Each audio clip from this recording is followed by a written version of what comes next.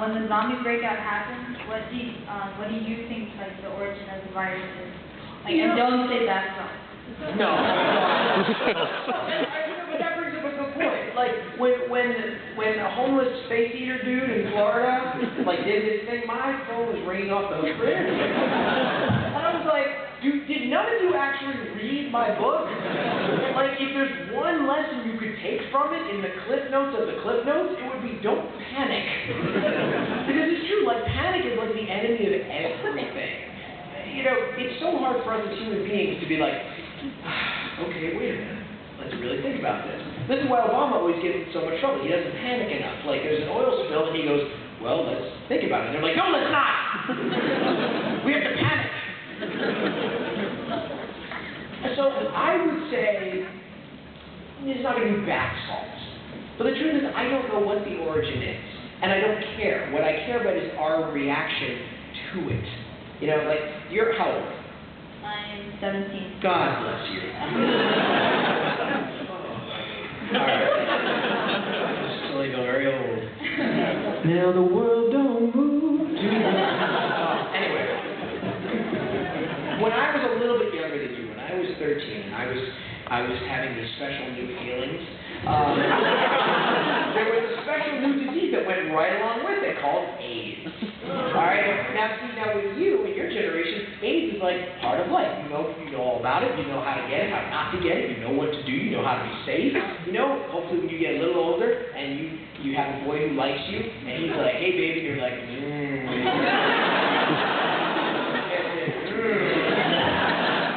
You know that. When I was coming into my own, AIDS was brand new, and boy, did we let that genie out of the bottle. Because it's so hard to get. And who cares where it came from? Whether it was people were like, I think it's a French-Canadian guy having sex with a green monkey. All right? If the president had gone on television in like 1980 and been like, my fellow Americans, there's this really horrible disease called AIDS, it's essentially a death sentence, but it's really hard to get, and while they do a little camera scroll next to them, like, here's 10 things that you need to do to protect yourself. And tomorrow morning, the federal government's going to mail you all a pamphlet of just how to be safe. And if we'd done that, AIDS would be like an obscure little medical journal thing. But we didn't. We were like, oh, it's a gay thing. It's a Haitian thing. It's a gay Haitian thing. And we screwed the pooch, and now it's out there. So I don't know where it's going to come from. You know, maybe, like in World War Z, for those who haven't read it, it started in China. And, like I said before, China, you have a problem. No, we don't. Which is, I based it on a disease called SARS, where the World Health Organization was like, we need to get in here and investigate. The Chinese are like, we don't know what you're talking about. And before you know it, it ended up in Canada. So, yay. So, I don't know where, but I do hope wherever it does come from, if it does come, we respond calmly and with a ton of research. So, thank you. Okay. Thank you.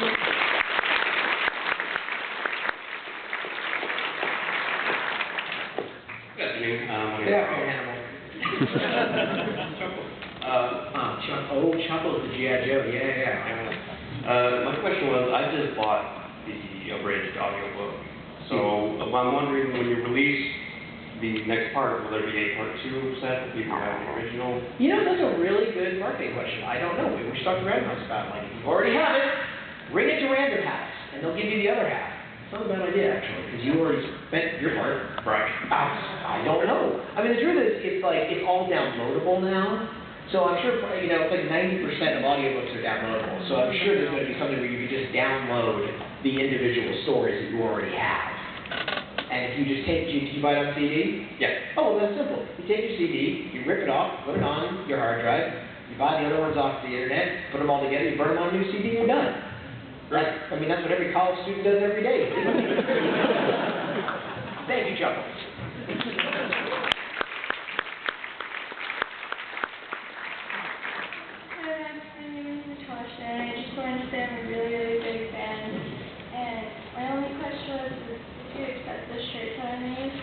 Would I accept it? Of course I would accept it. Here, we'll bring it up. You can't just show it to me. Come on, did you make it? Yeah. Well, quick, run. Come on.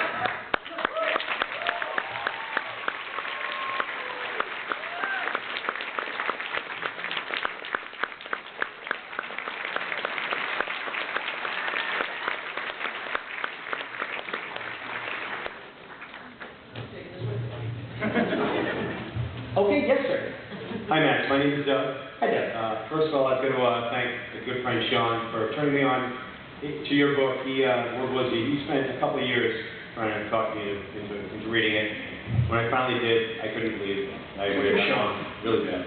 I'd like to thank you for your portrayal of a grunt, Todd Wainio. However you did your research, being in the military myself in the past, you got the nomenclature, the attitude, the language, just Thank you very dead to much. rights, dead on. Thank you. My question is, whenever I read or listen to the audiobook, which is fantastic, I always have a little problem picturing mentally the bolo.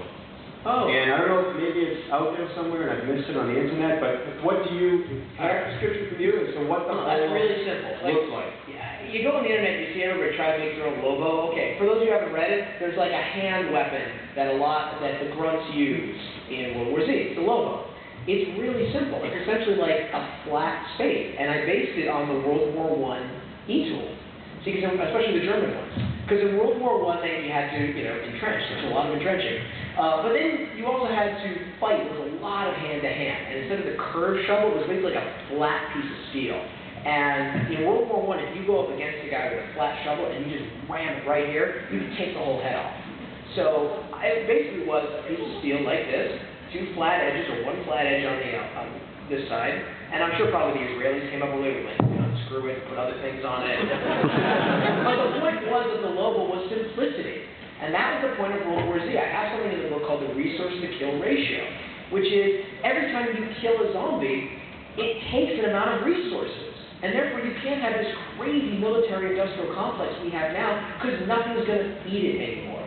We turn America essentially into World War II Soviet Union, where we don't have time to make complicated weapons. It's like, oh, look, here's an old rifle barrel. Let's cut it in half and put it here and weld and stamp it. Oh, look, here's a submachine gun. Go, protect the motherland. So that's where I was coming from. Thank you. I also just want to thank you because every time I go to Lowe's now, and I go to the gardening center, I'm looking at the racks of tools going, okay, that one would be good.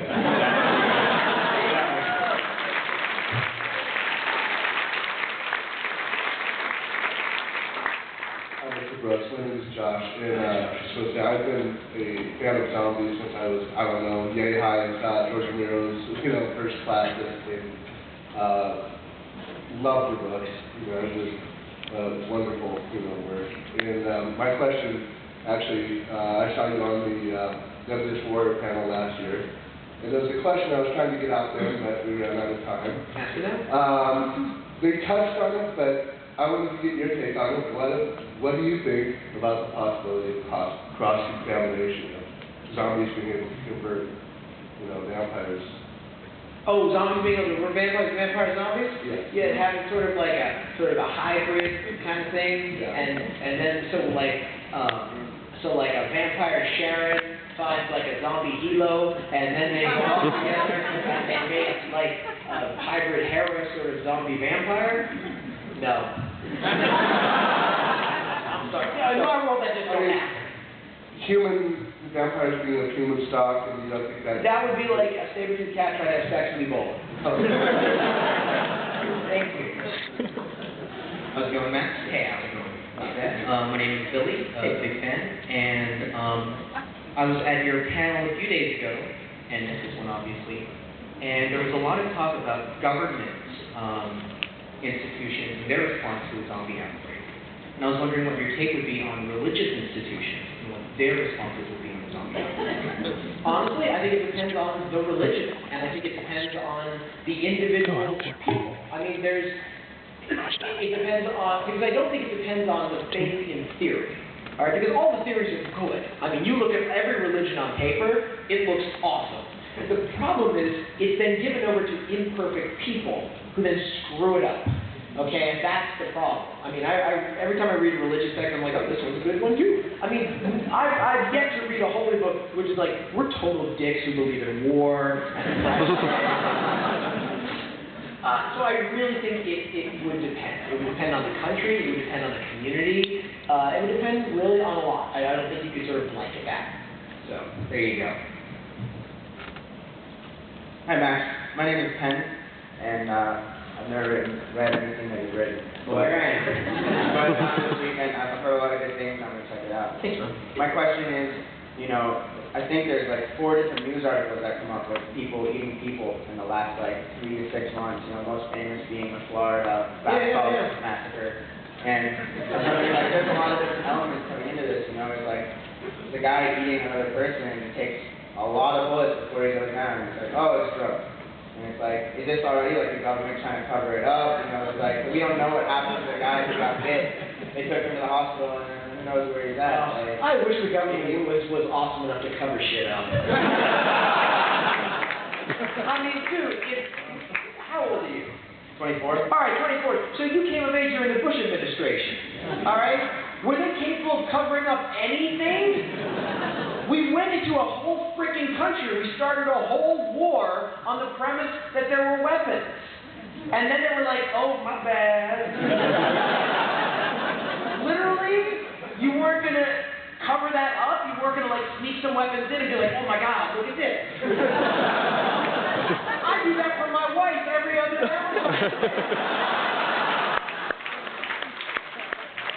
no, honey, I went shopping for this months ago. I love you. The government. So there's like 4 different incidents of people fighting each other. Crazos. It's not, you don't think this is like the beginning of the end, or? This may be the beginning of the end for Crazos. That's all. Oh, dude, you're 20.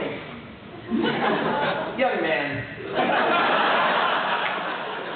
When I was younger than you, in a time called the 1980s, there was a wonderful new drug called crack. And trust me, if you had lived back then, you wouldn't be sweating one Florida face either.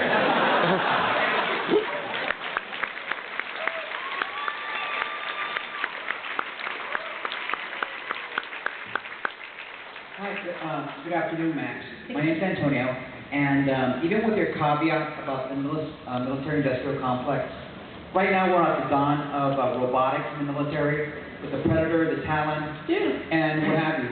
You think maybe 25 years from now, when military robots are a significant part of our arsenal, that the zombie threat really is going to really tip on the edge of humanity? Oh, you mean like, oh, I get it. So like once we actually invent like Imperial walkers, then we can just stomp on the zombies, right? Right, well, in significant numbers. I'm talking hundreds of thousands of military robots. Oh, so not the handful hundreds of thousands of military robots. Okay. Do you know how many parts there are in the internal combustion engine of your car? No, you don't, and neither do I. But I know it just takes one to break. Because look, as technologically advanced as we get, that all needs to be maintained. Okay, so you need, for every one Predator drone, you need like 100 dudes checking it out, all right? Okay, so it gets more and more complicated and more complicated. You need parts, you need lubricants, you need fuel. Just one screw up and it all craps out. So then, with your scenario, to properly stomp out the zombies, we would then need a self-fulfilling, self-replicating, self-maintaining robotic society. And if that's the case, then the zombies will be assimilated.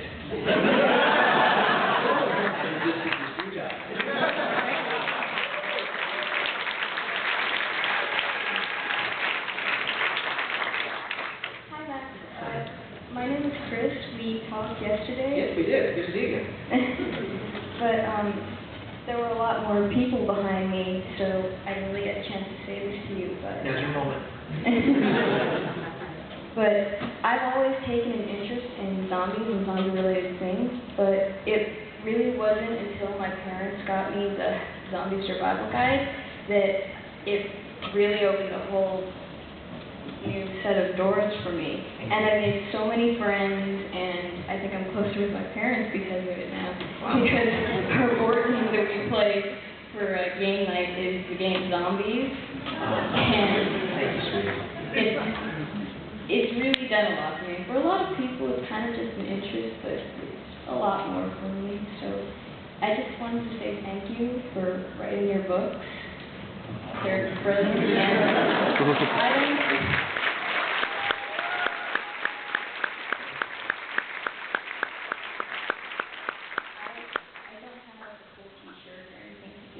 but I just want to know, can I have a hug?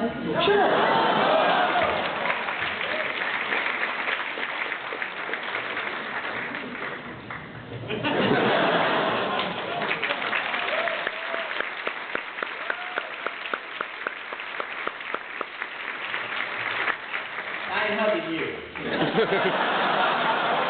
All right, let's establish that. What do you want? One thing to just add, AK-47 is practically indestructible. Yeah, It's practically it's destructible. And that's the whole point. Duh. My question, and you may or may not want to answer, North Korea and World War Z, will you explore what actually happened? Will I? Maybe I will. I don't know. I have a lot on my plate right now. You know, we shall see. But I do get upset. Everyone's like, what happened to North Korea? I'm like, I don't know. What Was did he you just bring tell out me? chicken all, like, I do not know. tacos underneath? Is it? We'll see. Thank you.